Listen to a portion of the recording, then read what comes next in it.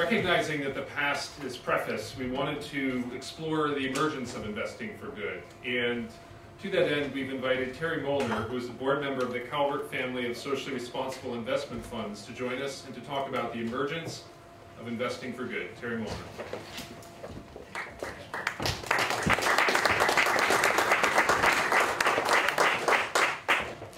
We are all in this together. My friend, my Muslim friend, Mr. Jahani, the first thing he said to me when I ran into him here was, "I'm so honored to be invested to this gathering." This is the spirit that I think Pope Francis is holding forth, that I spoke to yesterday, that we're all in this together.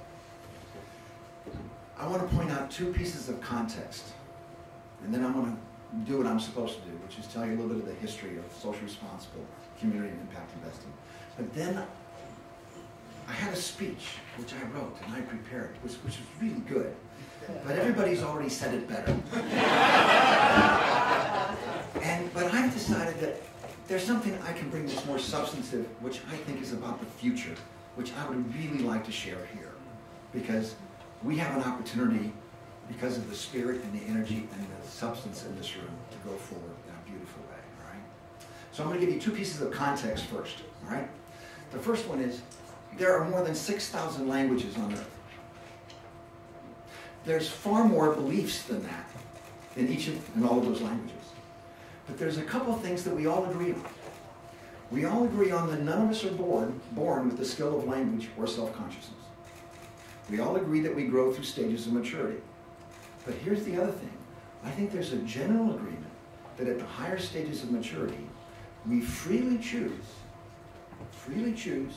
to give priority to the common good.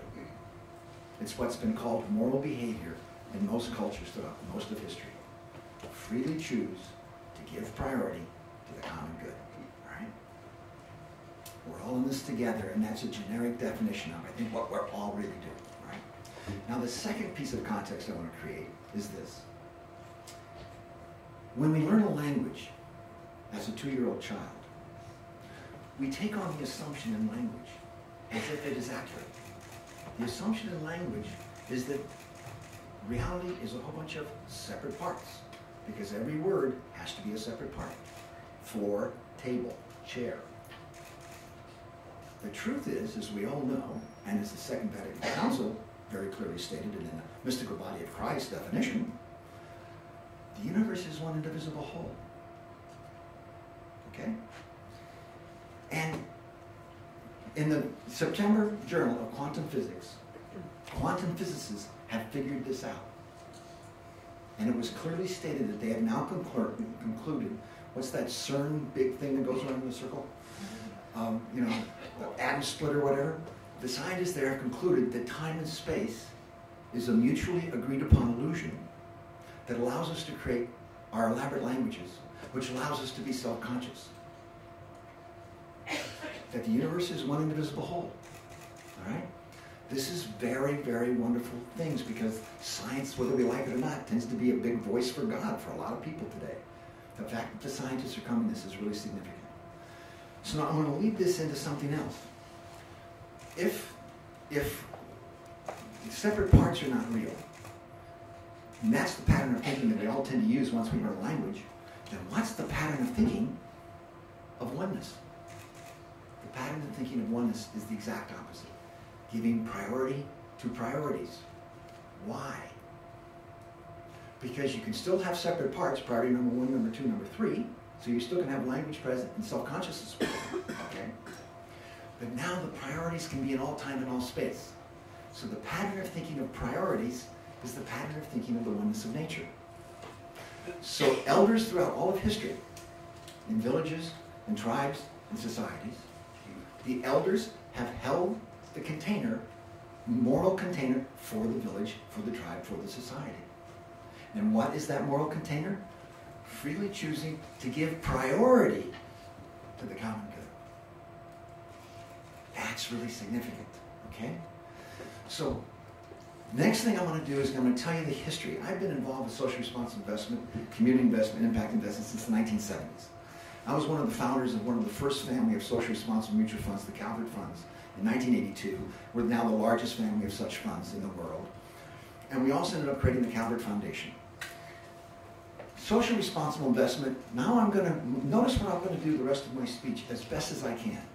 I'm going to give priority to priority pattern of thinking and second priority to this or that pattern of thinking. I'm going to reframe what I'm saying to do that, because I'm going to try to honor moral behavior in the content of what I say. All right?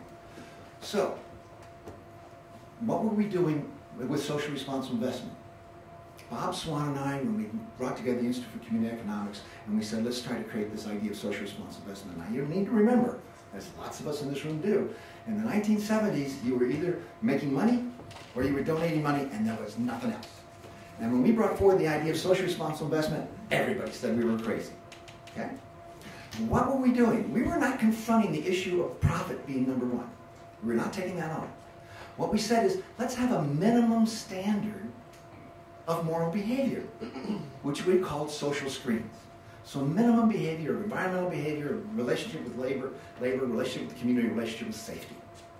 That's what socially responsible investment was. Okay? Now there was another thing that we started back then.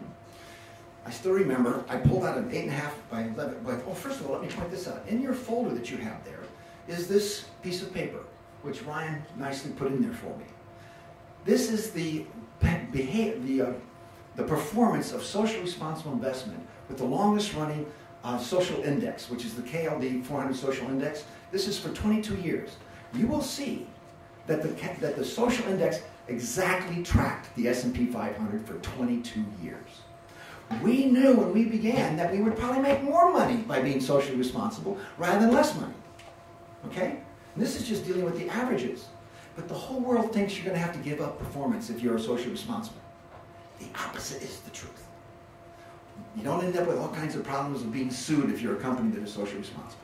I can tell you that. Okay, so then the other thing that we do, I still remember that Bob Swan and I pulled out a sheet of paper and wrote on the sheet of paper, and we started to borrow money from people to our tax-exempt organization, and people could choose an interest rate of 0 to 6%. And we began to make loans to cooperatives and to low-income housing projects, etc. Today in the United States, we have an entire industry called Community Development Financial Institutions, all right, called CDFIs for short, the acronym. In the 1990s, the Clinton administration ended up getting a bill passed, so now the Treasury Department makes loans to CDFIs, and they're everywhere in the United States now. They're all tax-exempt organizations which are making loans initially to reduce poverty. But as of 2008, creating jobs is considered appropriate behavior. So now the CDFI community throughout the United States is just comfortable creating jobs as part of their mission. So they're much broader in what they send the money into. So now impact investing comes along. So our friends Jed Emerson and Anthony Bug-Levine write this book, Impact Investing. Oh, now we're only talking about impact investing. Nobody talks about social responsible investing or community investing anymore. We don't do that anymore. What was, in my judgment, what was Jed and Anthony really doing with writing that book? First, they were coming up with an umbrella name for all the many different kinds of socially responsible and impact investments that have emerged over all these years, okay? So the one name, impact investing, covers all of it. Both for-profit companies, non-profit companies, all of it. Now we use the word impact investing, all right? There was a second agenda that they really had. That was to get rid of that word social. For Americans, social equals communism equals life in the former Soviet Union. I know, it's sad, but that's the way Americans tend to think. The word impact has absolutely no intrinsic value. It's the statement of a process. Okay? Why is that word working so well? Why are we having an impact investment conference here? Why are Americans all nuts about impact investment now? I don't know if you non-Americans have ever noticed, but Americans are drunk on individual freedom. We are drunk on it. So what does impact investment allow? Now everybody can project whatever they think impact investment is. Okay? So now we have Goldman Sachs, JP Morgan, Morgan Stanley, all involved with getting involved with impact investment funds and programs. Whoa! Because the assumption is that it's all being done for the common good. But now that freedom-drunk American is able to project whatever they want into it, and they can get going.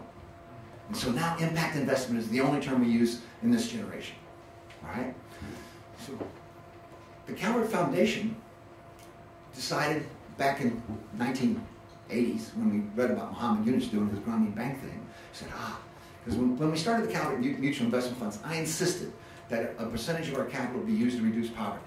As you can imagine, the guys on Wall Street that were going to manage our money thought I was crazy. And I wanted it to be 15%, and I had to get negotiated down to 1%.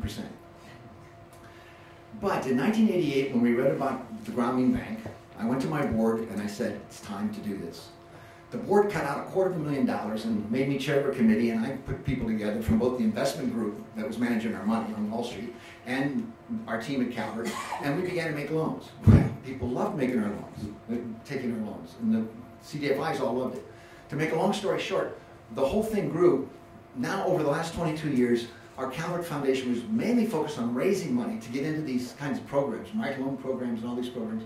We've loaned over $800 million over the last 22 years to these programs all over the world. All because that little 1% was stuck in there. All right? Now what I want to do is I want to make you aware of the trend here. Social responsible investment said, we're not going to confront the issue of profit. You can still have your profit be whatever you want it to be. Just have a minimum standard of moral behavior, please. Community investment said, let's try to deal with poor people being disenfranchised by this whole capital system. So let's focus on making low-interest loans to help reduce poverty all over the world. So that was community investment. Impact investment comes along and says, okay, let's redefine this thing a little bit to be for-profit or non-profit companies that are making a lot of profit or not making a lot of profit, but they're giving priority to one or more kind of good things. So what's the obvious next stage of the maturation of this entire industry? It's when we freely choose to give priority to the common good. It's the obvious next step. Folks, I think we're on the cusp of common good capitalism. Okay? Now I'm going to tell you two things that I think are going to take us into the future and see because I would like you to leave with these ideas in your mind to work with, okay? And these are just beginning ideas. First of all, in 1981, Jack Welch, then the CEO of General Electric, at a General Electric board meeting said, if you're not number one or number two in your product area, get out of it. What was he saying? He was saying a monopoly is illegal, but a duopoly is legal. What you don't hear about in the public media and on NPR or anything else, the number one priority in Wall Street community and in the corporate community of the world is to become number one or two in your product area or get out of it. Duopolization is the number one priority of the corporate community of the world. The public doesn't tend to know about that, and they don't think it's a very nice idea. It'd be kind of disruptive for them to know about that. But that is the number one priority that's going on. Ben & Jerry's, which I'm on the board of now, is owned by Unilever. And when I get together with Unilever executives, which I do in Amsterdam and in London, and I bring this up, everybody knows this is the highest priority. It's obvious, but it's not talk about it. It's not nice. Talk about it. Now, the reason I bring this up, eventually, the public's going to become aware of this. I mean, in the United States, there's Home Depot, Lowe's. There's CVS, Walgreens. There's Hershey's, Mars. I mean, I could go right on down the line. There's only 2 companies that make hard drives in the world today. Most people don't know that. Everybody on Wall Street knows that. All right? So, where are we going with this? When we start to become aware that we're all in this together, and that starts to become the modus operandi of our thinking, our corporate leaders are going to begin to say, how do I protect my duopoly when the public becomes aware of it, which is eventually going to happen because it's happening in every single product area. There's only one way to protect my duopoly. To get together with my competitors and to agree in the private sector to raise the level of the labor, environment, social, and safety performance record. That's the only way I'm going to protect my duopoly. And I want you to know that I was at Davos 2 years ago. I talked to Jamie Dimon, I talked to Larry Summers, I talked to Joseph Stiglitz, I talked to the CEO of Walmart, Mike Duke, I talked to Indira Nuri of Pepsi, and I talked about 10 or 20 others, and I had this exact same conversation with them. And when I brought them to the point of saying, how are you going to protect your duopoly, the first thing you need to know is every one of them looked at me with glassy eyes like, I never had that thought. They're just assuming they're going to be able to keep on going doing this. Nobody had the question into their mind. When I then said, the only way you're going to be able to protect your duopoly is to raise the level of social environmental playing field, every single one of them waved their finger at me and said, you're right. Now, why did they so easily say, I'm right? Frankly, folks, they're already quietly doing it. Do you know that Pepsi, Coca-Cola, and Dr. Pepper all agreed in the United States to have the same kind of language on their cans in schools? Do you know that Paul Pullman of Unilever got together with a whole bunch of people in the lumber industry and created the Instable Declaration, which is going to be trying to make sure that they don't deforest, they don't do clear cutting? These things are already happening, but they're all being kind of quiet because we all think competition is fundamental in nature. It isn't. Cooperation is fundamental in nature. It's really self-evident if you take a look at it. It's so obvious. The universe is one indivisible whole, therefore cooperation has to be the fundamental process in nature. Competition is a form of cooperation. Without an agreement that we're going to compete over something, how can we compete? There's always a cooperative context. You can't escape it. So you'll have to study that a little bit further, but that's the truth in my judgment, okay? So what's going to happen? We're going to have these duopolies begin to get together and to begin to make agreements to raise the level playing field. Now, I said to Tom Steyer this, Terry, forget about it. He said, these guys on Wall Street will never do that. And I said, Tom, if a person is walking along a river, there's a small child drowning. You know how to swim. There's nobody else around. You don't sit on the beach and have a conversation with yourself. You jump in the water and save that child, because that's the moral imperative, and we all feel that inside us. I said, we need to handpick the people from the corporate community that we can bring together to begin to identify that we need to create common good capitalism. We need the few leaders. In the 1970s, everybody thought social responsible investment was insane. Right now, Tom and many other people think what I'm saying to you is insane. It's going to happen. It has to happen. It's the moral imperative that's in front of us. So let's believe in it, and let's begin to bring it about. Let's think it through. Notice something else about this. I don't know if you've noticed, our democracies are not working. Has anybody noticed? The democracies are not working very well. There's also no global government. So there's nobody who's going to be able to tell these corporations, change your behavior or go out of existence. There's nobody to do that. The corporations run totally free and dominant on the planet. The multinational corporations are the most powerful. So my point is, the moral imperative is on them. They will start to respond. They need our leadership. They need us to help give them the identity of this path to leadership. The last thing I want to talk about is what's the way that we can end up setting something in motion that will inevitably bring about common good capitalism. Okay? This is my rough idea. We set up an organization, a nonprofit organization, that something like Common Good Enterprise Association. Any for-profit or nonprofit organization can join. But there's 3 stages of membership. And you can only join if you first declare publicly that your highest priority is the common good, your second priority is profit, or mission, or anything else. You can't join if you don't make that declaration. Okay? So everybody knows if you're a member of this organization, you've made that declaration. Only businesses can join this organization, and nonprofits. All right? But there's 2 other stages of membership, both voluntary. The second stage is that you commit to have 10% of your net profit each year set aside, not donated, but invested in common good investment funds, of which there'll be many that will emerge around the planet. All right? What will the common good investment funds do? They'll mainly focus on creating 3rd stage membership organizations. They'll buy companies and convert them into be 3rd stage. 3rd stage is when you put a cap on the return to equity investors.